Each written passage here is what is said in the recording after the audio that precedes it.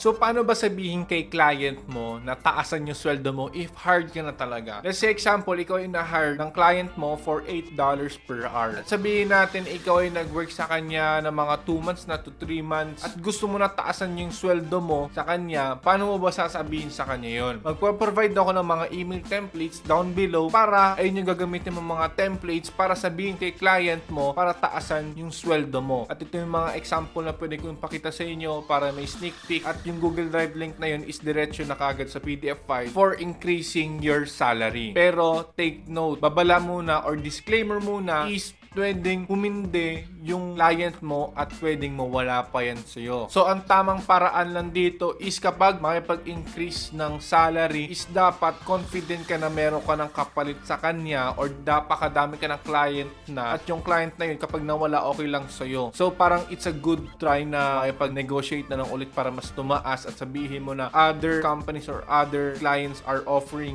me more than what you offer. Ganon. At pwede nilang taasan sa'yo or pwede nilang i-let go ko na lang. So, mas maganda kapag marami ka ng client at para makipag-negotiate ka na mas mataas pa kaysa dun sa original na salary mo. So, pag-usapan na naman natin sa next lesson is paano mo ba sabihin kay client na gusto mong salary is hindi a 15 or a 30, hindi monthly, gusto mo weekly. So, pag-uusapan natin yan sa next lesson. So, see you on the next lesson.